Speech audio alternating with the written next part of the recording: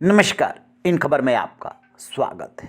भारत और उसके प्रधानमंत्री नरेंद्र मोदी पर बेतुका टिप्पणी करने वाले मालदीव के राष्ट्रपति मोहम्मद मोइजू पर विपक्षी दलों का दबाव बढ़ता जा रहा है। जमहूरी पार्टी के नेता जसीम इब्राहिम ने राष्ट्रपति मोहम्मद मोइजू से भारत और उसके प्रधानमंत्री नरेंद्र मोदी से औपचारिक रूप से माफी मांगने की मांग की है।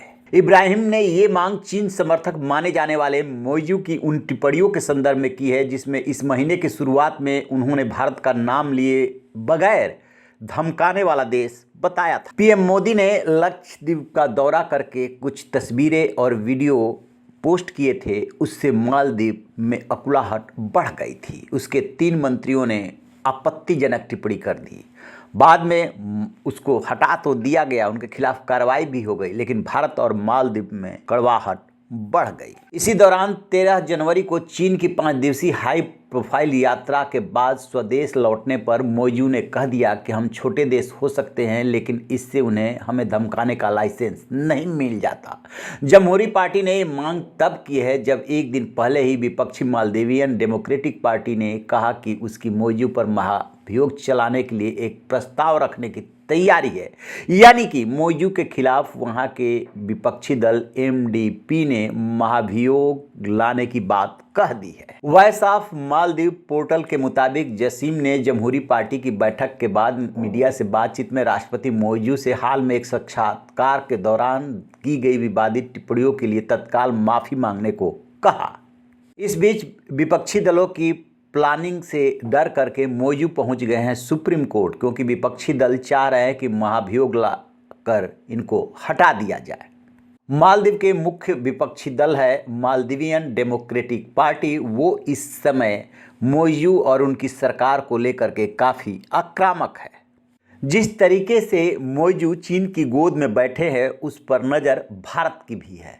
हाल ही में विदेश मंत्री एस जयशंकर ने नैम समिट के दौरान मालदीव के विदेश मंत्री मूसा जमीर से मुलाकात की थी और मुलाकात के बाद जयशंकर ने ट्वीट करते हुए लिखा था कि इस दौरान भारत मालदीव संबंधों को लेकर के खुलकर बातचीत हुई। इस बीच अफगानिस्तान और म्यांमार में भारत के डिप्लोमेट रहे विवेक काटजू ने इंडियन एक्सप्रेस में एक आर्टिकल लिखा है जिसमें साफ साफ कहा है कि बालाकोट की तरह अन्य पड़ोसी देशों के लिए भी भारत को एक रेड लाइन खींच देनी चाहिए। मालदीव के लिए भी रेड लाइन खींचना बहुत जरूरी है। विवेक काटजू लिखते हैं कि 2019 में जिस तरह मोदी सरकार ने बालाकोट स्ट्राइक कर आतंक से मुकाबला करने के भारत के संकल्प को दिखाया था, उसी तरह पड़ोसियों को हस्तक्षेप करने से रोकने के लिए एक रेखा खींची जानी चाहिए। दरअसल मोइजू और मालदीव इस समय चीन के प्रभाव में काम कर रहे हैं। काटजू आगे लिखते हैं कि पड़ोसी देशों के साथ ये समस्याएं नई नहीं है, लेकिन क्षेत्र में जिस तरह से चीन लगातार आक्रामक हो रहा है उससे ये समस्याएं और बढ़ गई है। प्रधानमंत्री मोदी ने सबका साथ सबका विकास के थीम पर कई पड़ोसी देशों को साथ लाने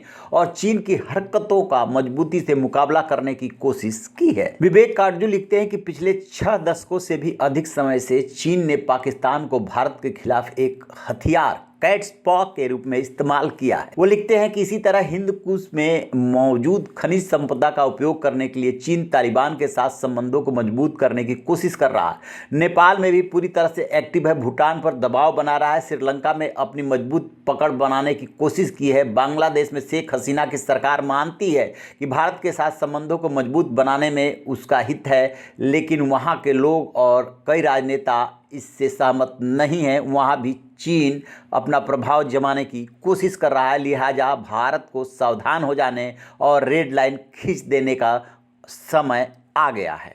उन्होंने साफ कर दिया है कि हल्ला मचाए बिना सबका साथ सबका विकास और पड़ोसियों के आंतरिक मामले में हस्तक्षेप न करने की मोदी सिद्धांत पर बहुत सही है और अब समय आ गया है कि इन रेखाओं का यदि उल्लंघन किया जाता है तो जरूरत पड़ने पर बलपूर्वक कार्रवाई भी होनी चाहिए। रहिए बेखबर, देखते रहिए इन खबर। Thank you.